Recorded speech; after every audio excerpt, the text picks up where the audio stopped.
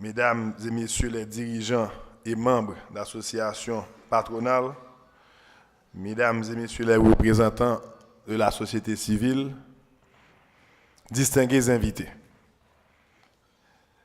C'est un grand plaisir pour moi d'être parmi vous aujourd'hui.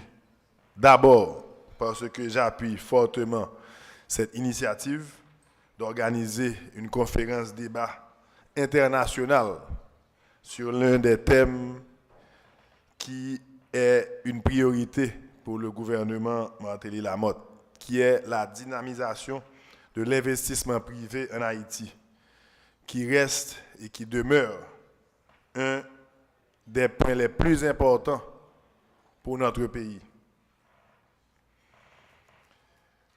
Ensuite, l'événement du jour est le résultat d'un effort collectif qui implique le secteur privé et le secteur public. Je me félicite donc que le Forum économique du secteur privé et le ministère de l'économie et des finances aient conjugué leurs efforts pour réunir aujourd'hui des autorités compétentes nationales et internationales sur ce sujet. Comme vous le savez, depuis plusieurs années déjà, de nombreuses entités publiques, des associations patronales, des commissions diverses travaillaient chacun de leur côté à produire des réflexions sur les différentes lois, réformes, décrets ou actions qui pourraient améliorer l'environnement des affaires dans notre pays et ainsi faciliter l'investissement privé. Toutefois, nous devons constater que ces efforts individuels ont des difficultés à aboutir et à produire des résultats tangibles. J'en veux pour preuve qu'Haïti, au moment où le président Martelly prêtait serment, était classé 174e sur 182 pays dans le rapport Doing Business du SFI.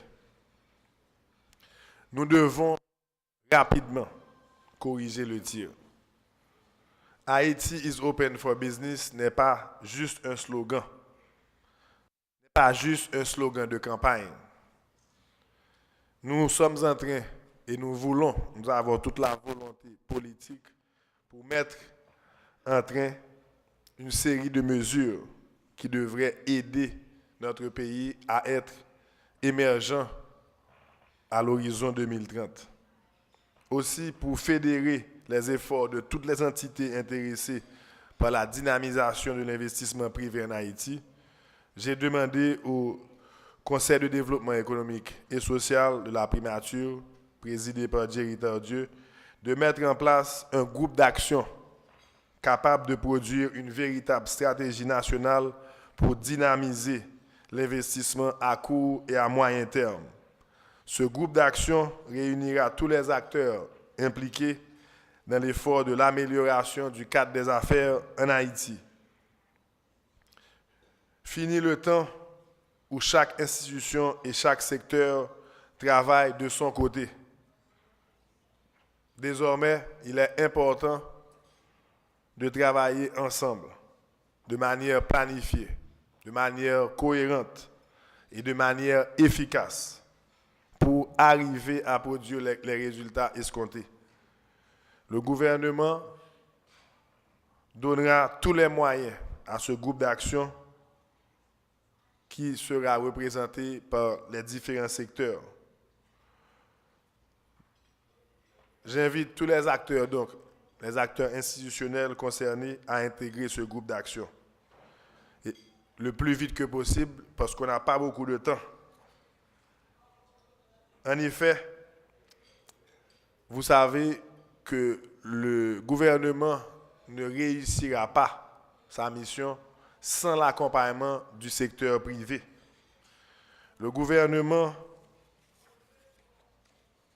Haïti n'arrivera pas à se développer sans la participation active du secteur privé.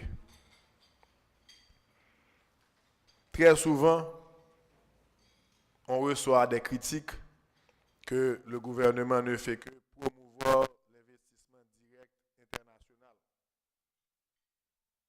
Notre réponse à ça, c'est que nous avons besoin aussi de l'investissement direct privé international, ainsi que d'encourager le secteur privé local à travailler, pourquoi pas ensemble, en synergie, en joint venture avec ces sociétés. Comme nous avons le cas, par exemple, de la Brana, une grande société internationale est venue, a investi, et maintenant, ils travaillent ensemble. Il y a beaucoup d'autres cas qu'on pourrait citer. Nous avons donc besoin de la compréhension, du support, de la solidarité de ce secteur privé avec le gouvernement, parce que probablement le gouvernement Martelly Lamotte est un des gouvernements les plus pro-business qu'Haïti ait jamais connu.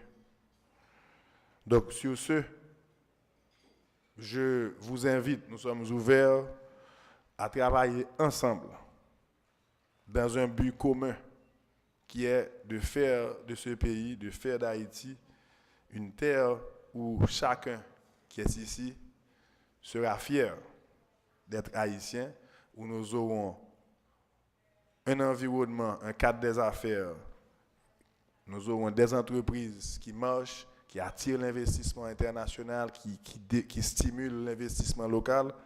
Et ça a déjà commencé. Si vous voyez là, à Pétionville, ici, cet hôtel-ci est en train de s'agrandir.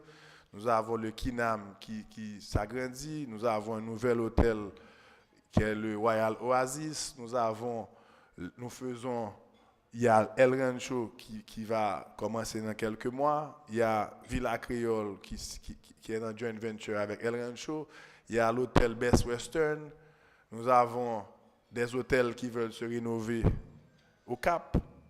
Nous avons le projet de Jacmel, nous avons le projet d'Ilavage. Donc les choses bougent, les choses avancent. Et pour que les choses continuent à avancer, il faut avoir le support absolu et entier de tout le secteur privé. Nous devons aussi améliorer notre ranking dans le doing business. Parce que si on parle d'investissement,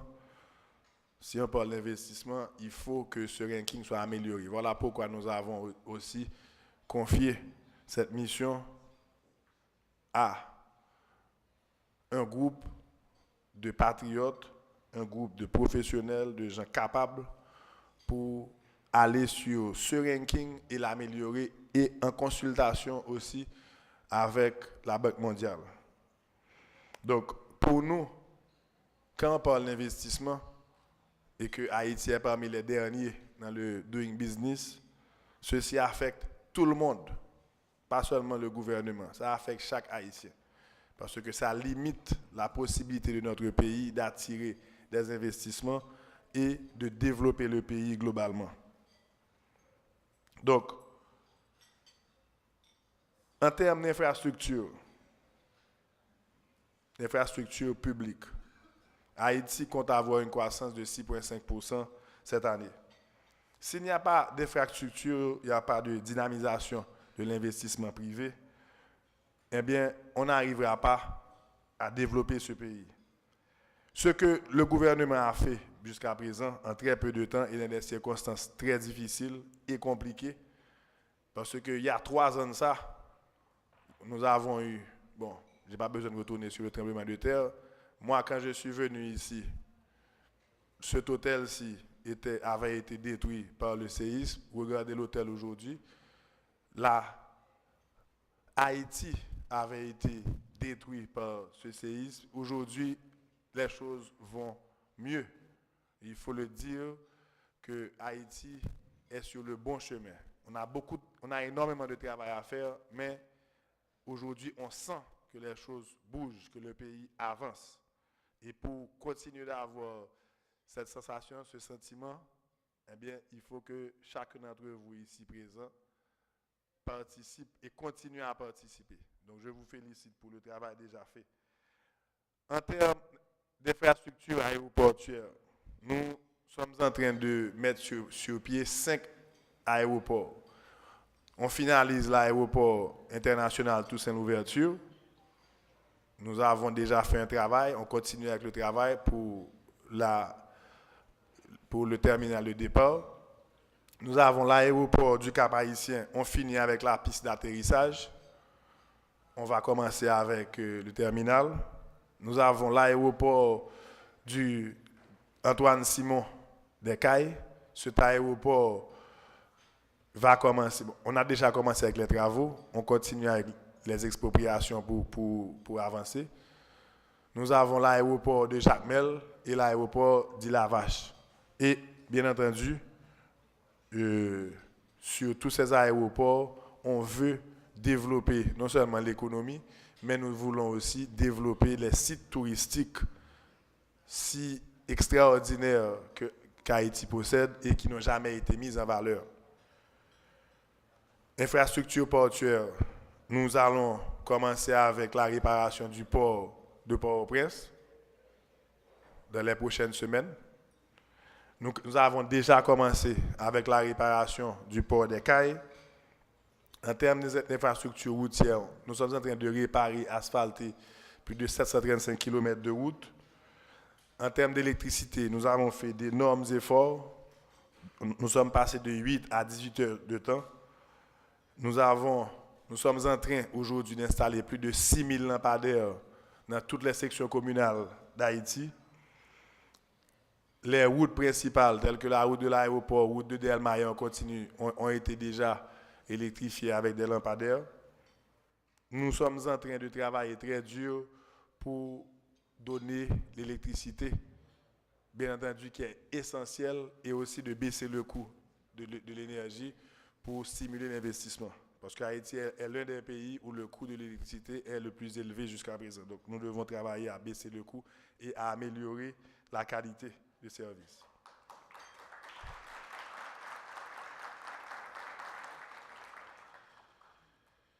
En termes de bâtiments publics, comme vous le savez, il y a 3 ans, nous avons trouvé un pays à genoux. 42 édifices sur 42 étaient démolis. Donc pratiquement 100% des édifices. Jusqu'à présent, une grande partie des ministères, presque tous les ministères, sont obligés de louer leurs locaux. Donc, ceci nous mène dans une situation où nous avons toute la charge de l'international, national, nous avons toute la responsabilité de changer les choses, et en réalité, l'État, nous avons trouvé, à la primature par exemple, moi quand je suis arrivé la première semaine, il n'y avait pas d'imprimante. L'Internet ne marchait pas. Donc quand on parle de changer un pays, d'avoir la responsabilité de changer les choses, et puis la première semaine, on n'a pas d'imprimante, et puis ça c'est un problème à gérer, parce qu'il faut quand même avoir un ordinateur, il faut quand même pouvoir communiquer, il faut quand même pouvoir faire bouger les choses, et aujourd'hui, nous sommes en bien meilleure position que nous n'étions il y a 1 an, et on continue à travailler. Mais pour vous dire qu'il y a 10 nouveaux édifices qui sont en train d'être construits aujourd'hui, nous avons reconstruit des dizaines de places publiques. La dernière, c'est la place Boyer, que je vous invite tous à voir le jour de l'inauguration, qui va être une place vraiment superbe, digne de n'importe quelle place, de n'importe quel autre pays du monde que vous allez voir. Nous avons à Pétionville seulement entamé un vaste projet de rénovation urbaine avec plus de 12 km de routes qui sont en train d'être asphaltées. Nous allons installer des lumières dans tout Pétionville. Nous avons commencé la rénovation urbaine phase 1 à Jalousie, qui a rénové plus de 1000 maisons dans le quartier. Nous allons en phase 2 à partir de la semaine prochaine, où il y aura plus de 2000 autres maisons qui seront rénovées. Nous avons aussi travaillé sur la sécurité, parce qu'il y a 4 ans de ça, quand on parlait de Pétionville, on parlait d'insécurité. Aujourd'hui, nous avons pu travailler pour, premièrement, équiper la police, deuxièmement, réduire le nombre de kidnappings dans le pays, qui est nettement plus bas qu'il y a 2 ans. Aujourd'hui, Nous avons travaillé pour donner des équipements de base à la police nationale, parce que la police nationale, quand même, avait plus de 2 promotions qui n'avaient pas d'équipement. Même les uniformes étaient vraiment en mauvaise condition. Aujourd'hui, il y a plusieurs unités que de nouveaux uniformes. Il y a un changement aussi d'approche. Nous avons eu 24 CSPN en un an, comparativement au Conseil de sécurité qui se faisait une fois tous les 4-5 mois. Là, nous avons mis la sécurité comme un point principal de la stratégie du gouvernement pour, bien entendu, attirer l'investissement aussi. Parce qu'on ne peut pas parler de tourisme quand on parle d'insécurité. Là, nous sommes en train de mettre sur pied la police touristique pour sécuriser les sites touristiques de notre pays, pour sécuriser les investisseurs, les hommes d'affaires, les touristes qui viennent ici, pour pouvoir se sentir à l'aise, pour vaquer normalement à leurs occupations et pour qu'ils sentent que les choses changent ici en Haïti. Nous avons, sur le plan international, en très peu de temps, on est en train de mettre Haïti sur la carte mondiale, parce qu'il y a 2 ans, si on parle d'un sommet avec plus de 8 chefs d'État, même nous autres Haïtiens et au niveau du gouvernement, il y avait des doutes sur notre capacité d'organiser un tel événement. La semaine prochaine et la semaine dernière, nous avons eu un événement où nous avons eu 8 chefs d'État à venir, plusieurs délégations étrangères, plusieurs ministres des Affaires étrangères, et tout le monde a vu une Haïti qui est différente. Ils ont vu un pays qui est en train de se remettre non seulement d'une catastrophe naturelle, mais aussi d'une perte de confiance globale que l'Haïtien avait. Aujourd'hui, tout le monde a été surpris de voir premièrement Haïti. Ils pensaient qu'ils allaient voir un pays totalement détruit. Moi, j'étais avec le président chilien qui m'a dit qu'il pensait qu'il allait avoir des débris sur toute la route, qui pensait que les routes étaient complètement détruites. Il a été surpris et il a félicité le gouvernement pour le travail qui a été accompli jusqu'à présent. Il y a énormément de travail à accomplir toujours. Mais le point est que nous sommes sur la bonne route. Et il faut continuer à aller, bien entendu, ensemble, secteur privé, secteur public, pour que le développement se fasse ensemble. En termes de bonne gouvernance, parce que s'il n'y a pas de transparence, s'il n'y a pas de bonne gouvernance, les investisseurs ne viendront pas. Si on est toujours classé dernier dans le classement de la corruption, les investisseurs ne viendront pas.